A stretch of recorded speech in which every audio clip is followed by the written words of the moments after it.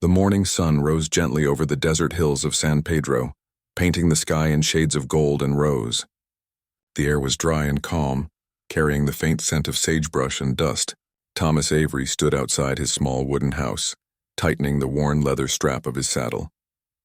His horse Dusty stood patiently beside him, its brown eyes reflecting the light of dawn. Thomas gave a small smile, the kind that appeared rarely on his weathered face. Today was a market day, a chance to trade, talk, and maybe find the strong new horse he needed for the coming season. Thomas was a quiet man, not by nature, but by life. Years ago he had been known in town as a man full of laughter, a kind husband and a good neighbor. But after his wife Martha passed away during a fever, the laughter left his house. He had no children, and most evenings were spent by the dim glow of his oil lamp, listening to the soft creak of the windmill and the whisper of the wind over dry grass. Yet life on the frontier didn't allow a man to sit still too long. The ranch needed work, the fences needed fixing, and cattle needed tending. And for that, Thomas needed a strong horse. His old one was getting too weak for long rides. So that morning, with a small pouch of coins tied securely to his belt and a heart ready for something new, he set off toward the town square.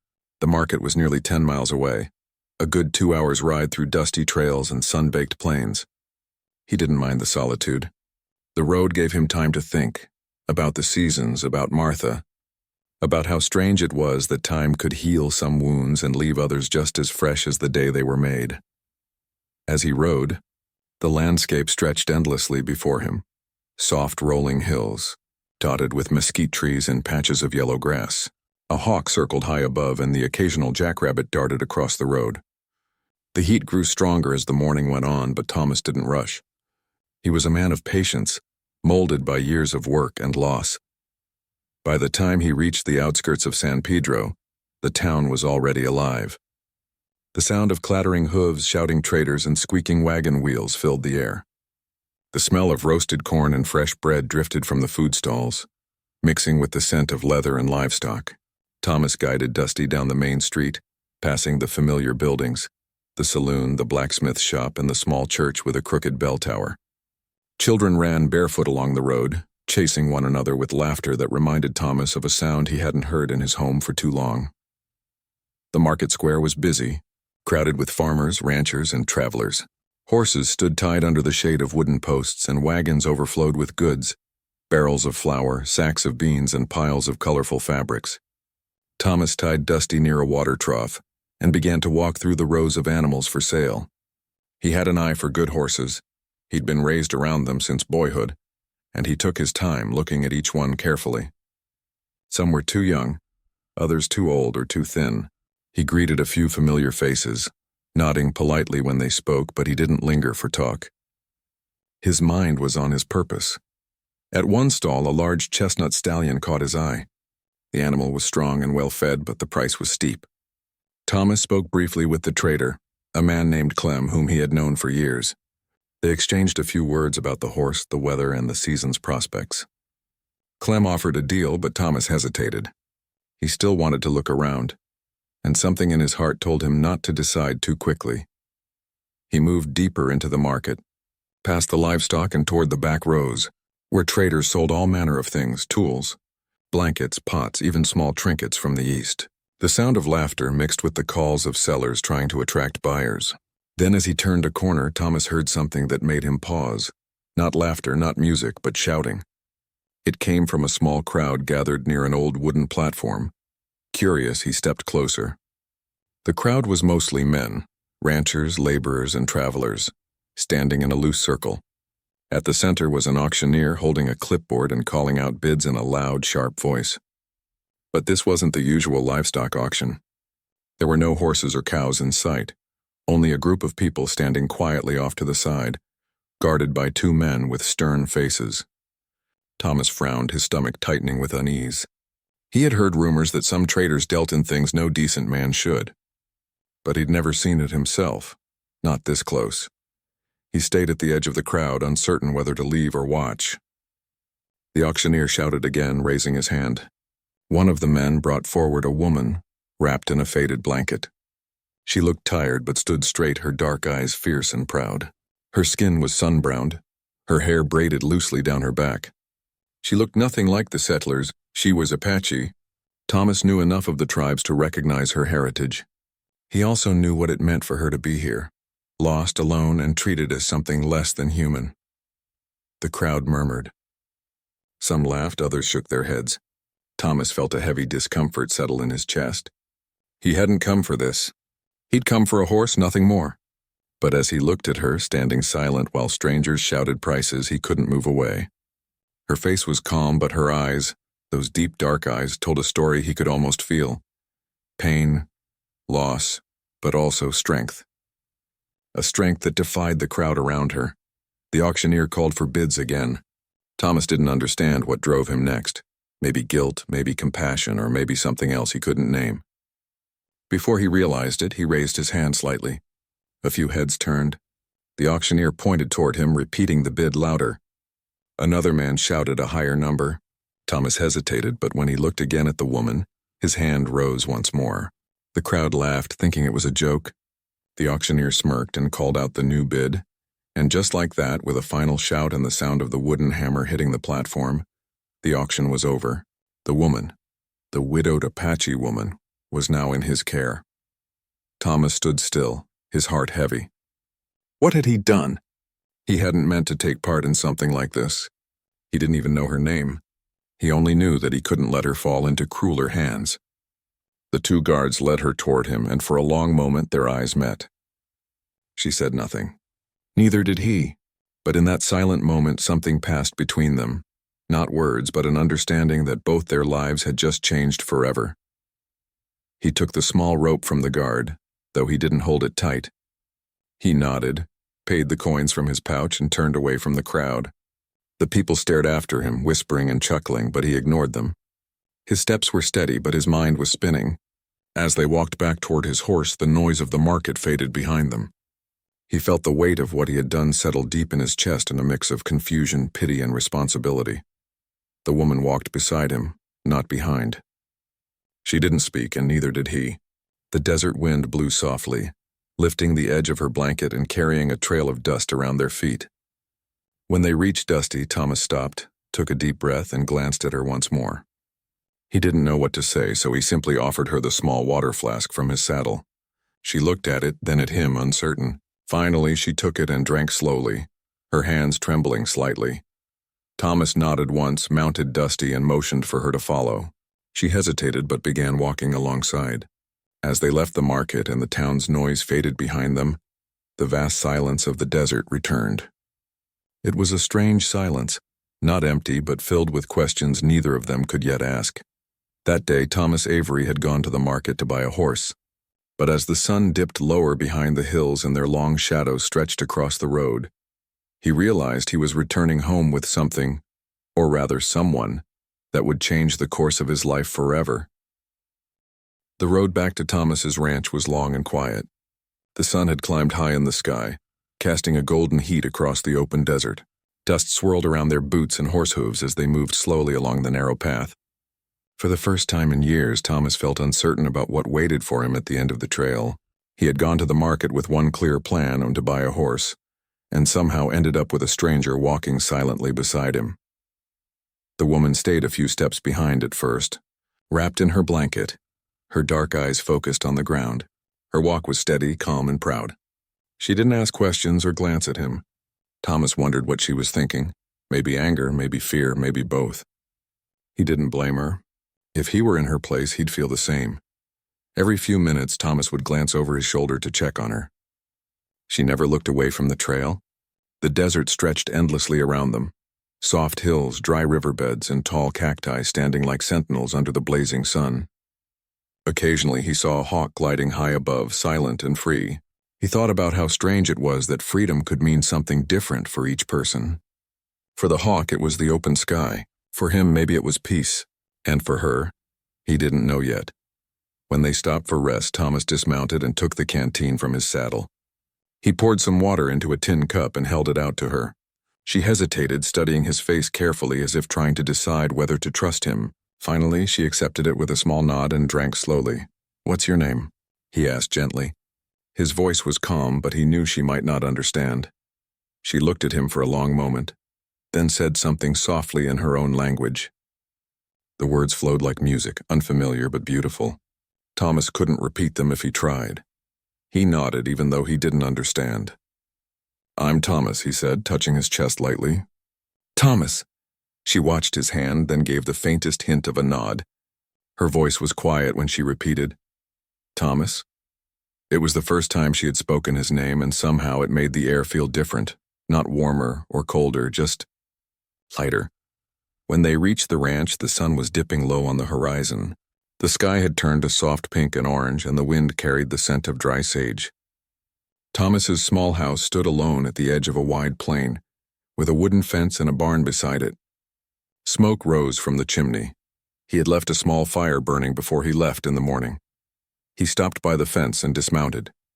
"This is home," he said quietly, though he wasn't sure why he felt the need to say it. She looked around slowly, her gaze moving from the barn to the open field to the horizon that seemed to stretch forever. Inside the house, Thomas quickly realized how unprepared he was for company.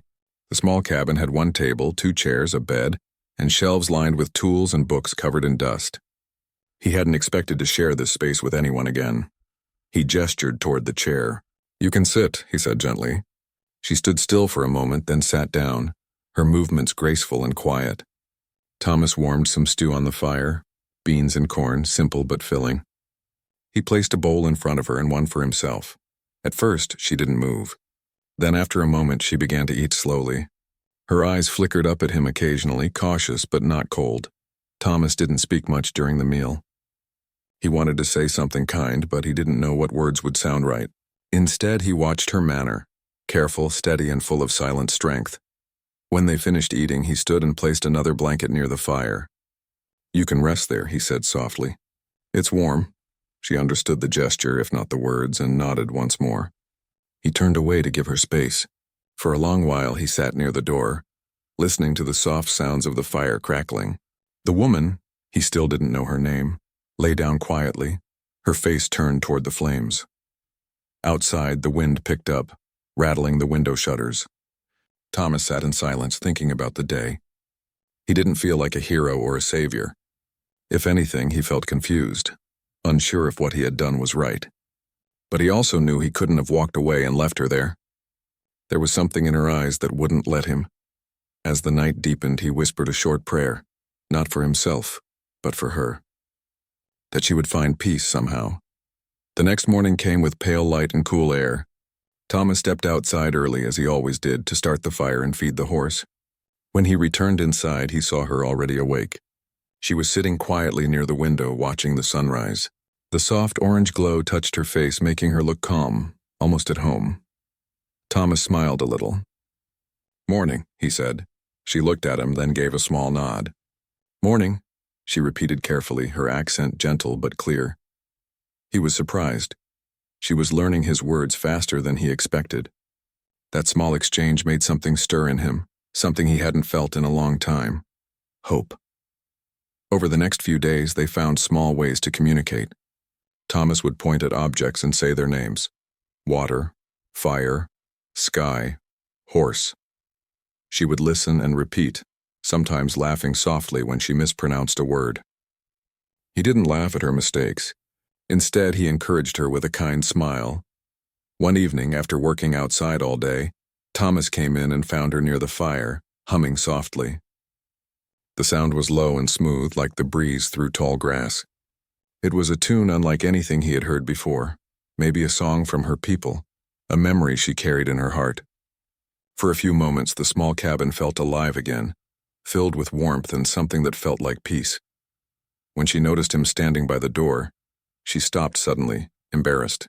Thomas shook his head gently. "It's beautiful," he said softly, even though she might not understand. But maybe she did, because she smiled faintly. Her first real smile since he had met her. Days turned into weeks, and life settled into a quiet rhythm. She helped with small chores, fetching water, tending the garden, feeding the chickens. Thomas never asked her to do anything. She simply began helping on her own. In return, he made sure she had comfort and safety. Slowly, a silent friendship began to grow between them, built on kindness instead of words. One afternoon, a neighbor named Mr. Harris rode by and saw her outside. He stopped his horse, curious. "Who's that woman you've got there, Thomas?" he asked. His tone wasn't unkind, just surprised. Thomas hesitated. He didn't know how to explain. "Someone who needed a place," he said simply. Mr. Harris raised an eyebrow. "You always did have a soft heart," he said with a chuckle before riding away. But after that, Thomas noticed the whispers in town when he went to trade supplies. People talked, as they always did, but he paid them no mind. Let them talk, he thought. He had done what felt right, and that was enough. That evening, when he came home, she was sitting outside watching the sky turn gold. He sat beside her on the porch steps. For a while, they didn't speak. Then he pointed toward the fading light and said, "Beautiful." She followed his gesture, her eyes calm. After a moment, she said carefully, "Beautiful." The word came out soft and certain, like it belonged to her. Thomas smiled quietly. In that small exchange, something changed. They were no longer strangers from two different worlds, just two lonely souls sharing the same sunset. As the stars began to appear, the desert around them glowed under the soft silver light. The wind whispered through the dry grass, and for the first time in many years, Thomas didn't feel alone. He didn't know what the future would bring, whether she would stay or one day leave to return to her people. But deep inside, he knew that whatever happened, this strange twist of fate at the market had brought a kind of peace back into his life. A peace he thought he'd lost forever. That night, as he watched the fire flicker and heard her gentle breathing from across the room, Thomas realized something simple and powerful. Sometimes, what we don't plan for is exactly what we need most. The sun rose slowly over the desert, spilling golden light across the open land. A soft wind moved through the grass near the ranch, carrying the scent of dry earth and early morning air. Thomas Avery stood near the barn, wiping the sweat from his forehead as he finished feeding the animals. It had been a week since he brought the woman, the one from the market, back to his home. Each day had been quiet, filled with small, careful steps toward understanding. She still didn't speak much, but Thomas had learned a few things about her just by watching.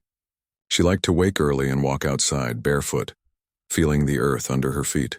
She often stood still, facing the horizon as if listening to something only she could hear, perhaps the memory of her people or her past life.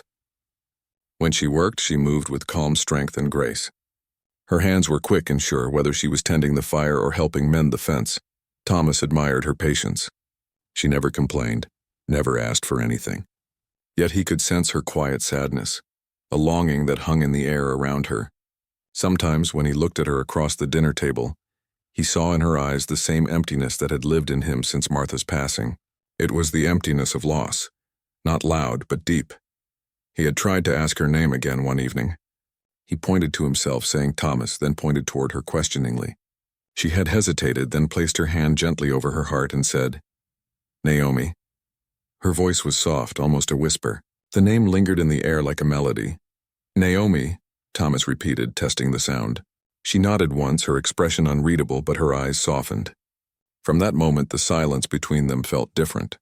Not empty, but peaceful. Days passed into weeks, and they settled into a rhythm. Thomas worked the land while Naomi cared for the home. In the evenings, they often sat outside on the porch, watching the colors of the sky fade into night. Sometimes Thomas would tell her stories, and about the ranch, about his wife, about how the land had changed over the years. He didn't know how much she understood, but she always listened, her eyes steady and kind. One afternoon, Thomas rode into town for supplies. The town was busy as usual. Wagons rolling in, traders calling out prices, the blacksmith hammering metal in rhythm. He greeted a few familiar faces, but didn't linger long. Still, he couldn't escape the curious glances and whispered talk. News traveled fast in small towns, and everyone seemed to know that Thomas Avery had brought home an Apache woman from the market. Some people looked at him with surprise, others with quiet judgment. A few even asked questions he didn't want to answer. He only said, "She's under my care," and left it at that. He didn't owe anyone an explanation. On his way out of town, he met an old friend, Mr. Clem, the horse trader. Clem gave him a puzzled look. "Heard you took in one of them women from the auction?" he said, his voice curious but not unkind. Thomas nodded slowly. "She needed help." "I couldn't just walk away," Clem shrugged. "You always were a man who followed his heart, Tom. Folks might talk, but let 'em. You did what you thought was right, Thomas smiled faintly. That's all a man can do. When he returned home later that evening, the smell of fresh bread greeted him at the door. Naomi had baked while he was gone. The simple gesture filled his heart with warmth. She looked up from the table as he entered, and though she didn't say a word, her eyes spoke enough. A small flicker of welcome, of trust. That night they shared the bread with stew and a few quiet smiles. The firelight flickered softly against the wooden walls. Thomas felt something stir inside him, something gentle like the first breath of spring after a long winter. It wasn't love, not yet, but it was the beginning of something tender and human, something that reminded him he was still alive. Later that week, Thomas showed Naomi how to care for the horses. He took her to the stable one morning, explaining each movement slowly using gestures and simple words. "Brush," he said, showing her how to move the brush gently along the horse's coat. She watched carefully, then copied his motion, her hands steady. The horse snorted softly but stood still, calm under her touch. Thomas smiled. "You're a natural," he said. Naomi didn't understand every word, but when she saw the kindness in his eyes, she smiled too. Over time, Naomi learned more English, and Thomas learned a few Apache words she taught him. Their conversations were still simple, but they grew warmer. She began calling him Tom, and he found himself enjoying the sound of his name when she said it. Sometimes in the evenings she would hum softly while cooking. The melodies were strange and beautiful, full of distant memories. Thomas never interrupted. He simply sat and listened, letting the sound fill the quiet house. One evening, a storm rolled in from the west. The wind howled through the trees and rain beat against the windows. Thomas secured the doors and checked the animals in the barn before returning inside, soaked to the skin. Naomi met him at the door with a dry towel, concern in her eyes. She helped him remove his coat and handed him a cup of warm tea she had prepared. "Thank you," he said quietly. She nodded, her eyes soft but serious. They sat by the fire as thunder echoed in the distance. For a long time neither spoke. The storm raged outside, but inside the small cabin, there was warmth. The warmth of two souls who had found a strange peace in each other's company. When the storm passed, Thomas glanced at her and said, "You're safe here, always." Naomi looked at him, understanding enough to catch the meaning. She didn't speak, but her eyes shimmered with quiet gratitude. After that night, something changed between them. They began to move in quiet harmony, like two travelers walking the same path. She laughed more often, and he found himself smiling without reason. The house, once filled with emptiness, now felt alive, not with noise, but with gentle presence. One afternoon, as Thomas repaired the fence, Naomi came out carrying a small basket of fresh vegetables. She stood nearby, handing him nails and tools without being asked. The simple teamwork made Thomas feel something he hadn't felt in years, the comfort of companionship. When they finished, they stood together, looking at the land stretched before them. The sun was setting behind the hills, painting the sky in orange and pink. Naomi looked at him and said softly, "Home." The word took him by surprise. He turned to her. "Yes," he said, his voice warm. "Home." For the first time in a long while, the word felt true. That night, as he sat by the fire, Thomas thought about how much had changed since that day at the market. What had started as a confused, impulsive act of pity had turned into something far deeper, a connection that neither of them had planned or expected. He thought of the way she looked at the sky each morning, how she had begun to smile again, how she had brought peace into his days without saying many words, and he realized something simple yet profound. He hadn't just brought her home. She had brought life back into his. As the firelight flickered across the room, Naomi sat nearby, weaving a small pattern with dried grass. Thomas watched her quietly, feeling a strange calm wash over him. He thought about fate, how sometimes it didn't come as grand plans or loud changes, but in small, unexpected moments. He had gone to the market to buy a horse. Instead, he had found a companion, a reminder of hope, and perhaps even a chance at redemption. Outside, the night stretched wide and silent over the desert. Inside, for the first time in years, the little cabin felt full of warmth, peace, and the gentle beginnings of something that might one day become love. The days slowly blended into weeks, and the quiet rhythm of life at the ranch began to feel natural.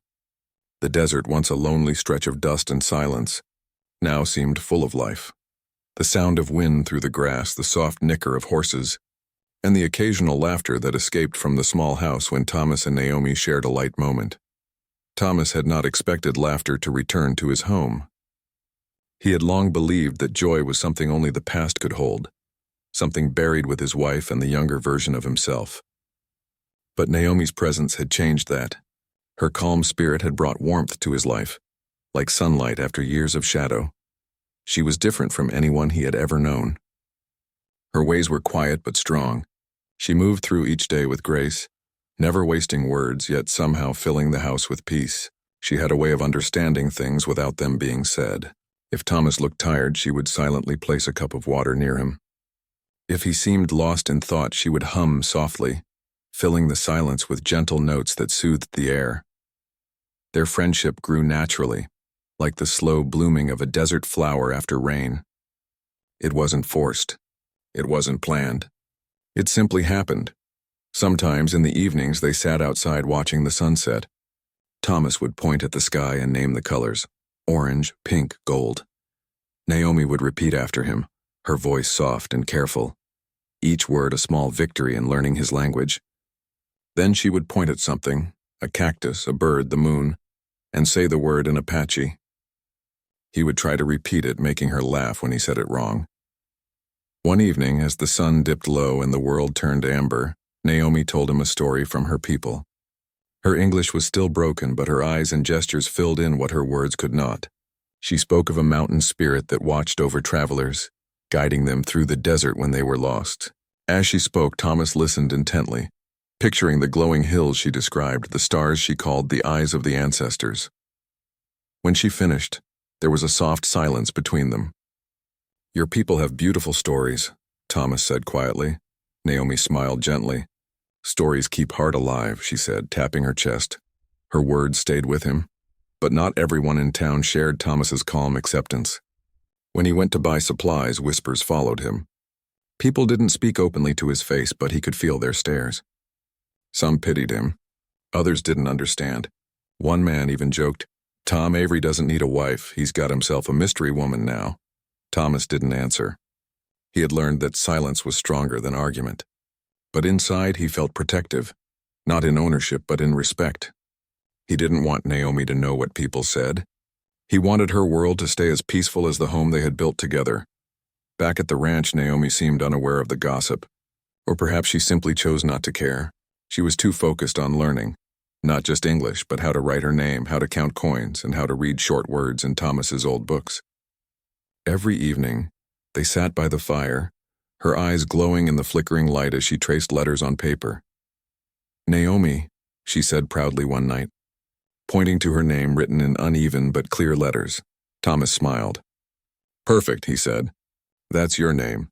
She looked pleased, her face softening with quiet pride. "You teach good," she said with a grin. He laughed gently. "And you learn fast." Those nights became their new kind of peace. No matter what the outside world said or thought, inside that small house, two hearts from different worlds found comfort and understanding. But the peace of the desert has its fragile edges. One morning, Thomas rode into town for supplies and overheard two men speaking near the general store. "Can you believe old Avery's keeping that Apache woman?" one said. "It's not right. Folks are starting to talk." "Let 'em talk," the other replied with a shrug. "He's a decent man. Maybe he just felt sorry for her." "Still," the first man said, "people around here don't forget easy. They see her as trouble. The sheriff might start asking questions." Thomas felt his jaw tighten. He bought what he needed and left quietly, but the words echoed in his mind on the long ride home.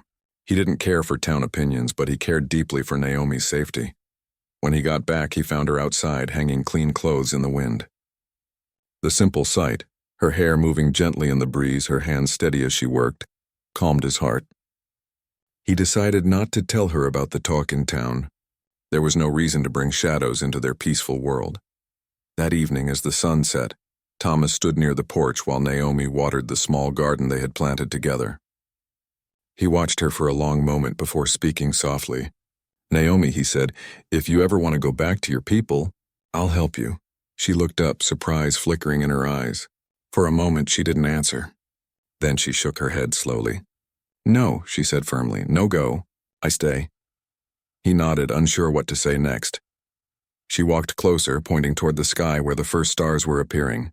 "You," she said, touching her heart. "Good man." Thomas felt a warmth rise in his chest that words couldn't explain.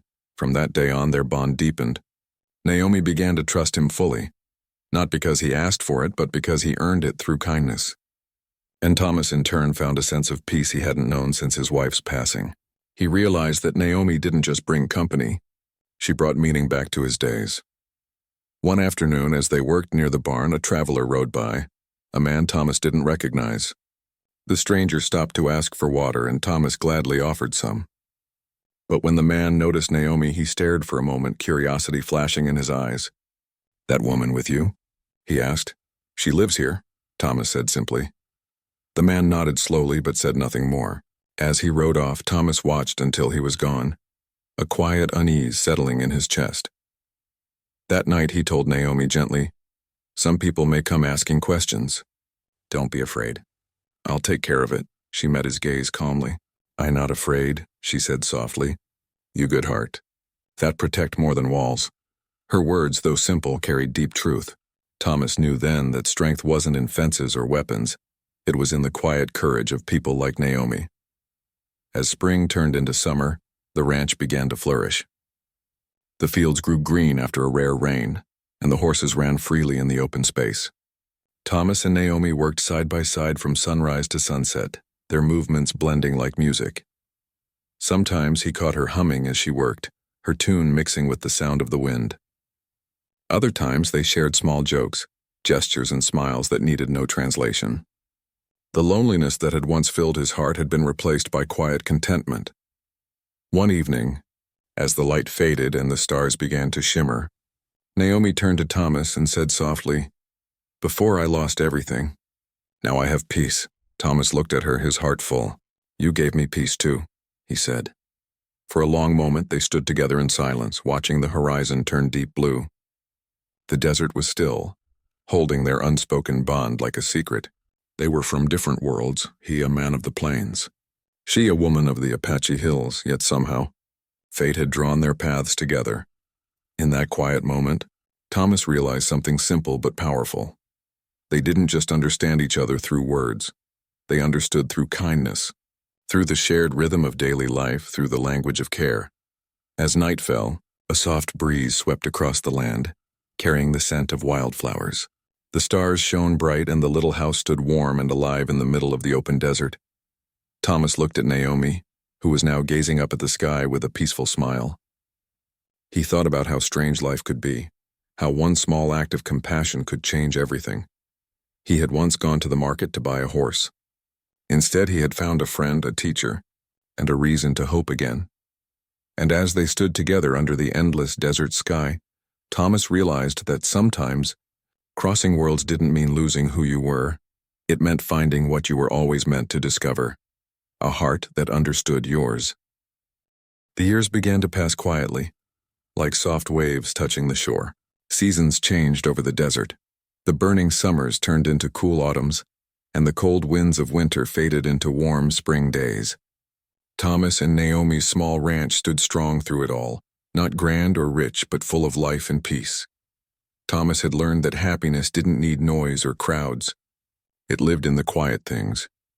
The smell of rain on dry earth, the sound of a horse's slow steps, or the gentle laughter that sometimes drifted from the kitchen when Naomi was cooking. She had become the heart of the home. Her presence filled every corner with care and warmth. She decorated the small house with her own touches. Woven baskets, clay pots, and painted stones she collected near the stream. Each item carried a piece of her spirit. Thomas often found himself smiling when he noticed how naturally she had blended into his world. Yet she never lost herself. Naomi was still deeply connected to her roots. Every morning before sunrise she would step outside, face the east, and whisper something softly in her native tongue. Thomas never asked what she said. He understood that it was her way of remembering her people, of thanking the world for another day. Sometimes she told him stories about the past, about her tribe, her childhood, the mountains where she once lived. Her words were simple, but her eyes carried the depth of old memories. Thomas listened with quiet respect, feeling honored that she trusted him enough to share them. Life was not without its challenges, but together they met each one with calm strength. There were times when droughts came and the crops grew thin. There were nights when storms shook the roof and the wind howled through the cracks. Yet through it all they had each other. One winter Thomas fell ill with fever. For days he lay weak in bed, barely able to eat. Naomi stayed by his side the whole time. She made warm teas from desert herbs, kept cool cloths on his forehead, and whispered gentle words of comfort. When he finally opened his eyes after the worst had passed, he saw her sitting near the fire, half asleep, her hand still resting on his arm. "Naomi," he said softly, his voice hoarse. She looked up quickly, her eyes full of worry that turned into relief. "You better now," she said with a tired smile. He nodded weakly. "Because of you." In that moment, Thomas realized just how much she meant to him. She was not just someone he had helped, she was someone who had helped him live again. As the years went on, Naomi's English grew stronger, and Thomas learned many of her words too. They created a small world between their two languages, a private way of speaking that belonged only to them. Sometimes, when Thomas teased her about her accent, she would laugh and say, "My word's not perfect, but heart understand." And she was right. Their hearts understood each other in ways words could never explain. One afternoon, a group of travelers passed by the ranch. Among them was a young Apache boy who spoke both English and his native language. When he saw Naomi, his eyes widened with surprise. He spoke to her quickly, and Thomas watched as her face lit up with emotion. They talked for a long time, their words flowing like a river. After the travelers left, Thomas asked softly, "What did he say?" Naomi smiled gently. "He from near my people. He say they live safe now and far from here." She paused, looking toward the hills. "He say, I can go if I want." Thomas nodded slowly. His heart tightened, but he didn't speak. Naomi reached out and placed her hand over his. "I tell him, this is my home now." Her words filled him with quiet relief and gratitude. For a long time they stood together on the porch, the evening sun casting golden light over the land. Neither spoke. They didn't need to. The silence between them was warm and full of understanding. As the years passed, their hair grew grayer and their steps slower, but their days were full. Thomas still worked the fields, though Naomi often scolded him gently for working too long. "You rest," she would say. "You not young cowboy anymore," he would laugh. "And you still boss me around," he'd reply, making her smile. In the evenings, they often sat by the fire, remembering their strange beginning, that day at the market so long ago. "I never planned to meet you," Thomas said one night. His voice soft, Naomi looked at him with kind eyes. "Life planned better than we do," she said wisely. He chuckled. "You're right about that." Sometimes young folks from nearby towns came by to trade or seek advice. They had heard stories of the quiet rancher and the Apache woman who lived in harmony, who helped anyone in need. People came to them for healing herbs, for guidance, or simply to listen to their gentle wisdom. Naomi never turned anyone away. She shared what she knew with kindness and patience. Thomas often watched her as she spoke to the visitors, her calm presence, her gentle smile. She had become something of a legend in the area, though she never sought attention. To everyone who came, she was simply Miss Naomi, the woman with eyes that could see straight into a person's heart. Years later, when Thomas grew too old to ride, Naomi cared for him just as faithfully as she had before. On warm afternoons, she would wheel his chair to the porch, where he could watch the horses and the wide, open land he loved so much. One such day, Thomas looked at the horizon and said, "You know, Naomi, I think Martha, my first wife, would have liked you." Naomi smiled softly. "Maybe we meet one day, all of us," she said, her gaze lifting toward the sky. Thomas reached for her hand. "If there's a heaven," he said, "it'll have a porch like this." She squeezed his hand gently. "And coffee," she added. He laughed. "Yes, and your bread." They both laughed quietly, their laughter mixing with the sound of the evening wind. When the time finally came for Thomas to leave the world, it was gentle, like the setting of the sun. Naomi sat beside him, holding his hand as he drifted into peaceful sleep.